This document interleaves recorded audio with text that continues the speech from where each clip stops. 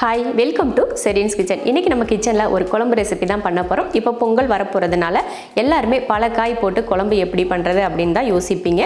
நம்ம இன்றைக்கி பண்ண போகிறது பார்த்திங்கன்னா அந்த மாதிரியான ஒரு குழம்பு தான். நான் வந்து இன்றைக்கி 5 வகையான காய்கள் போட்டு குழம்பு பண்ண போகிறேன். பெரும்பாலும் பொங்கல் வந்துச்சுனாலே நிறைய பேருக்கு நம்ம ஊர்களில் விளையக்கூடிய காய்கறிகளை வச்சு தான் நம்ம பொங்கலுக்கு வந்து குழம்பு செய்வாங்க. அந்த மாதிரி ஒரு குழம்பு தான் இன்றைக்கி நம்ம பண்ணுறோம். வாங்க அது எப்படி பண்ணலாம் அப்படிங்கிறத பார்க்கலாம்.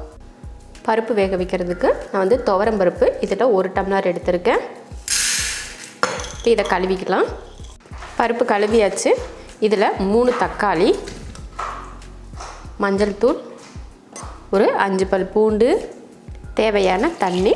பருப்பு வேக வைக்கிறப்பே நான் தக்காளி சேர்த்துட்டேன், தாளிக்கிறப்ப சேர்க்க வேணான்னு சொல்லிவிட்டேன். இப்போ மூடி வச்சிடலாம். அடுப்பில் வச்சு 4 விசில் விட்டு ஆஃப் பண்ணி இறக்கிக்கலாம். சாம்பாருக்கு பருப்பு வந்து வேக வச்சு எடுத்தாச்சு. இந்த மாதிரி கரண்டி வச்சு இந்த மாதிரி கலந்து விட்டிங்கனாலே போதும். அது வந்து நல்லா கலந்துரும். ரொம்ப மைய வேக வைக்கக்கூடாதுன்னு நான் முன்னாடியே சொல்லுவேன் இல்லையா, அதே போல் தான். ரொம்ப மைய வேக வைக்காதீங்க. இந்த மாதிரி வேக வச்சுக்கிட்டால் போதும். கரண்டி வச்சு கலந்தால் பருப்பு வந்து மசிய மாட்டுதுன்னா நீங்கள் பருப்பு மத்து வச்சு கூட நீங்கள் மசிச்சுக்கலாம். பருப்பு வந்து ரெடியாக இருக்குது. இப்போ நம்ம தாளித்து விட்டுறலாம். பொங்கலுக்கு பலகாய் சாம்பார் செய்வோம் இல்லையா, அதுக்காக நான் இன்றைக்கி பண்ணுற சாம்பார். இதில் நான் வந்து 5 வகையான காய் எடுத்து வச்சுருக்கேன். கத்தரிக்காய், முருங்கைக்காய், அவரைப்பருப்பு, அப்புறம் அரசாணிக்காய், மாங்காய். இந்த 5 விதமான இருக்குது. நீங்கள் 7 காய், 5 காய், 3 காய், இல்லை 9, 11 இந்த மாதிரி உங்களுக்கு எத்தனை விதம் தேவையோ அது போட்டுக்கலாம். நான் வந்து ஒரு 5 விதமான காய்கள் எடுத்து வச்சுருக்கேன். இப்போ சாம்பார் தாளித்து விட்டுறலாம். சாம்பார் தாளிக்க எண்ணெய் ஊற்றிக்கலாம்.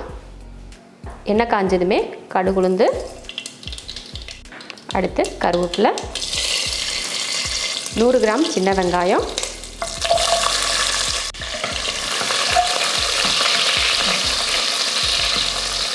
வெங்காயம் லைட்டாக வதங்கினதுக்கப்புறம் கொஞ்சம் பெருங்காயத்தூள். அவ்வளோதான். இந்தளவுக்கு வெங்காயம் வதங்கினதுக்கப்புறம் காய் சேர்த்துக்கலாம். கத்தரிக்காய், முருங்கைக்காய், அவரைப்பருப்பு, பூசணிக்காய், அப்புறமா மாங்காய், கொஞ்சம் மஞ்சள் தூள், கொஞ்சமாக உப்பு. தக்காளி வந்து நம்ம சேர்க்கலை, ஏன்னா பருப்பு கூடையே வேக வச்சிட்டோம். அதனால தக்காளி வந்து இப்போ சேர்த்துக்கலை. காயை கொஞ்சம் வதக்கிக்கலாம். காய் வந்து நல்லா வதங்கினதுக்கப்புறமா நம்ம இதில் சாம்பார் தூள் சேர்த்துக்கலாம். 1, 2, 3. அடுத்து தண்ணி.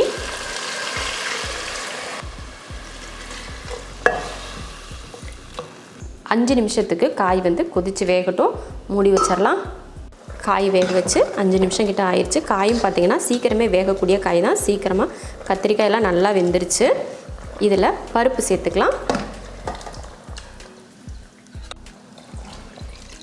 சாம்பாருக்கு தேவையான தண்ணியெல்லாம் சேர்த்தாச்சு. இப்போ தேவையான உப்பு சேர்த்துடலாம். நம்ம வந்து இப்போ காய் வதக்கிறதுக்காக மட்டும்தான் உப்பு சேர்த்துருந்தோம். இப்போ பருப்பு தண்ணியெல்லாம் சேர்த்துருக்கோம், அதனால் உப்பு சேர்த்தாச்சு. உப்பு சேர்த்து கலந்தாச்சு. ஒரு 10 நிமிஷம் கிட்ட வேகட்டும். அதுக்கப்புறம் எடுத்து பார்த்துக்கலாம். சாம்பார் பார்த்திங்கன்னா நல்லா 10 நிமிஷத்துக்கு நல்லா வெந்துருச்சு பாருங்கள். நல்லா பருப்பு, காய் எல்லாம் நல்லா ஒன்று சேர்ந்து நல்லா பக்குவமாக வெந்துருச்சு. நான் முன்னாடியே சொன்னதான், மாங்காய் புளிப்பு இருக்கிறதுனால புளி வந்து நம்ம சேர்க்க தேவையில்லை. இல்லை உங்களுக்கு புளிப்பும் வேணும் அப்படின்னா நீங்கள் சேர்த்துக்கலாம், அது உங்கள் விருப்பம்தான். இப்போ கடைசியாக இறக்க போகிறதுக்கு முன்னாடி கொஞ்சம் மல்லித்தலை, கருவேப்பிலை தூவிடலாம். தூவிட்டு கொஞ்சமாக தேங்காய் துருவல். அவ்வளோதான். சூப்பரான ஒரு சாம்பார் ரெடி ஆயிருச்சு. இப்போ இறக்கி வச்சிடலாம்.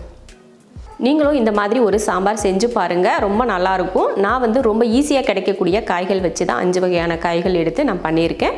ஒரு சிலர் பார்த்திங்கன்னா 5 காய், 3 காய், 9 காய், 7 காய், 11 வகையான காய்கள், இந்த மாதிரி நிறைய விதமான காய்கள் போட்டு குழம்பு பண்ணுவாங்க. இன்றைக்கி நம்ம பண்ணியிருக்க இந்த 5 வகையான காய் குழம்பு நீங்களும் செஞ்சு பார்த்துட்டு எப்படி இருக்குன்னு சொல்லிட்டு கமெண்ட்டில் சொல்லுங்கள்.